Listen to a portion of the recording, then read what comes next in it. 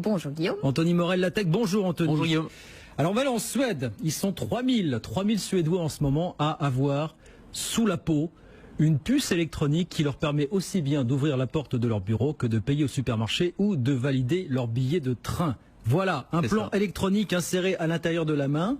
Ouais, entre le pouce et l'index. Exactement, et qui vous fait la carte bancaire ou la clé. Comme voilà, vous voulez, quoi. Exactement. On n'a plus besoin de se trimballer avec son smartphone ou avec sa carte bancaire. Tout est fait avec cette petite puce électronique qu'on implante. Alors c'est une. Ça fait pas mal. Non, alors ça pique un peu, disent ceux qui l'ont fait. Mais enfin c'est une petite piqûre, ça prend vraiment 30 secondes. C'est une opération très rapide.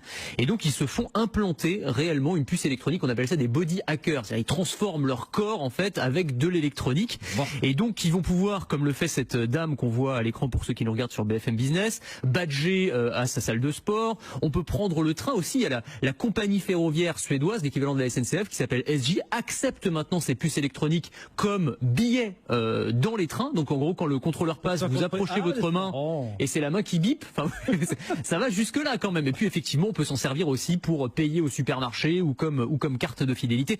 Ça va très loin quand même. C'est vraiment ces body hackers, c'est une frange très fine de technophiles qui sont prêts comme ça à aller quand même s'injecter. Ce ne sont pas des volontaires, c'est pas une expérience transitoire. C'est fait, c'est plié, c'est. Ah oui, c'est fait. Voilà. Enfin, ils sont volontaires. Hein. Oui. Évidemment, on les a pas forcés à mettre. On va pas leur retirer dans un mois. On va pas leur retirer dans un mois. Alors on peut la faire retirer éventuellement, mais enfin. On peut se poser la question quand même de l'intérêt que ça représente aujourd'hui. C'est-à-dire, est-ce que ça a une vraie valeur ajoutée?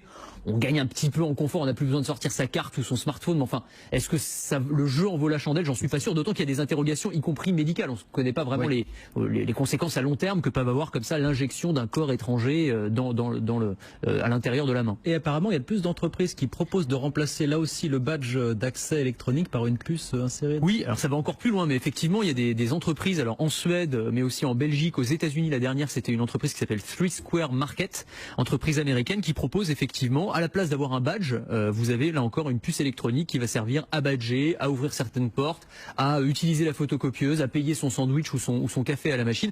Là encore, c'est sur la base du volontariat. Alors moi, c'est des chiffres qui m'ont étonné dans cette entreprise, donc qui est une PME. Il y a 80 salariés auxquels on a proposé cette puce et il y en a 50 qui l'ont accepté. Je trouve ça énorme. Je pense pas que si on proposait ça dans la rédaction, il y aurait 2/3 des personnes qui accepteraient. Donc ça m'étonne beaucoup. Mais en tout cas, voilà.